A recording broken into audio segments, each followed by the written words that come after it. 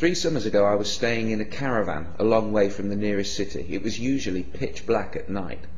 I had given my word that I would not smoke inside, so at 1 a.m. I stepped outside for a cigarette. After a few minutes of standing in the darkness, I realized that I could see my hand quite clearly, something I'd noticed that I could not do on previous nights. So I looked up, expecting to see the glow of the full moon. But the moon was nowhere in sight.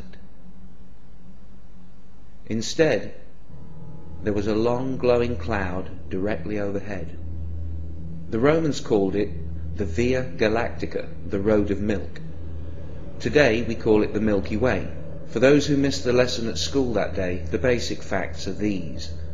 Remembering that 1 light year is equivalent to 6 trillion miles, our galaxy has a total diameter of somewhere around 100,000 light years. Our Sun is located towards the edge of one of the galaxy's spiral arms, about 26,000 light years out from the central bulge of the galaxy. It takes 200 to 250 million years for the Sun to complete one orbit of the central bulge. Surrounding the galaxy, above and below the disk, in a spherical halo, there are approximately 200 globular clusters, which may contain up to 1 million stars each. The Milky Way itself contains 200 billion stars, give or take.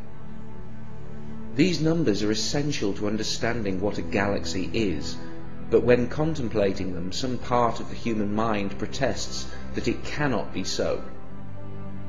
Yet an examination of the evidence brings you to the conclusion that it is. And if you take that conclusion out on a clear, dark night and look up, you might see something that will change your life. This is what a galaxy looks like from the inside, from the suburbs of our Sun. Through binoculars, for every star you can see with your naked eye, you can see 100 around it, all suspended in a grey-blue mist. But through a modest telescope, if you wait for your eyes to adjust to the dark and get the focus just right, you will see that mist for what it really is. More stars, like dust, fading into what tastes like infinity. But you've got to have the knowledge. Seeing is only half of it.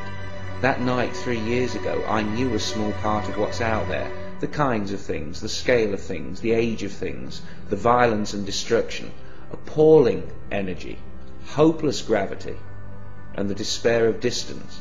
But I feel safe, because I know my world is protected by the very distance that others fear. It's like the universe screams in your face. Do you know what I am? How grand I am? How old I am? Can you even comprehend what I am? What are you compared to me? And when you know enough science, you can just smile up at the universe and reply, dude, I am you. When I looked at the galaxy that night, I knew the faintest twinkle of starlight was a real connection between my comprehending eye along a narrow beam of light to the surface of another sun. The photons my eyes detect, the light I see, the energy with which my nerves interact, came from that star. I thought I could never touch it, yet something from it crosses the void and touches me. I might never have known. My eyes saw only a tiny point of light, but my mind saw so much more.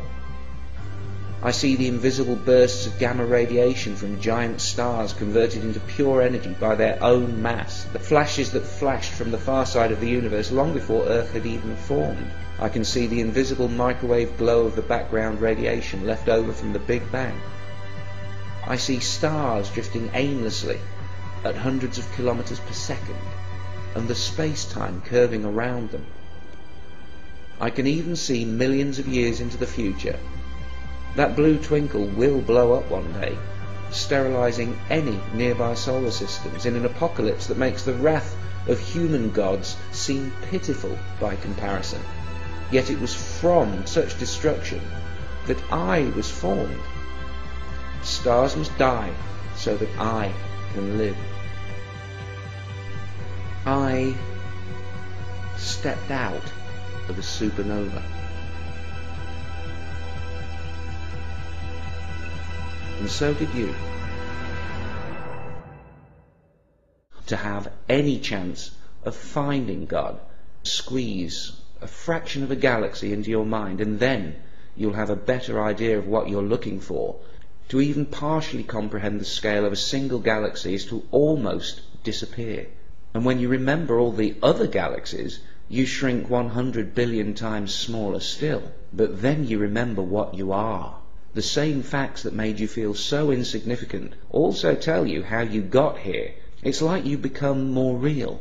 Or maybe the universe becomes more real. You suddenly fit. You suddenly belong. You do not have to bow down. You do not have to look away. In such moments, all you have to do is remember to keep breathing.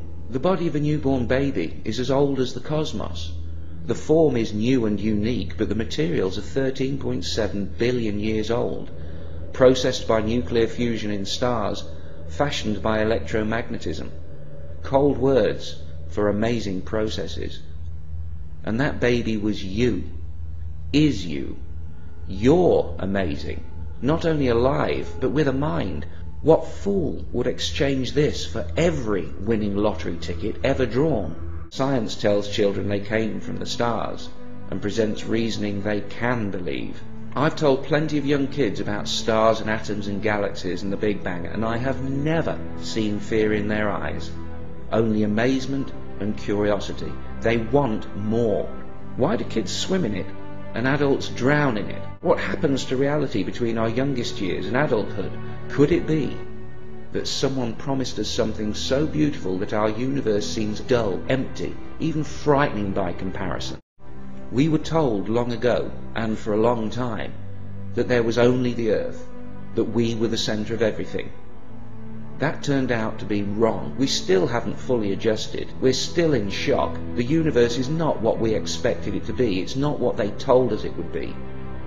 This cosmic understanding is all new to us, but there's nothing to fear. We're still special. We're still blessed. And there might yet be a heaven. But it isn't going to be perfect, and we're going to have to build it ourselves. If I have something that can be called a soul that needed saving, then science saved it. Some people find it really very depressing that the universe can only support life for another 30 billion years. 30 billion years. Are you fucking kidding me?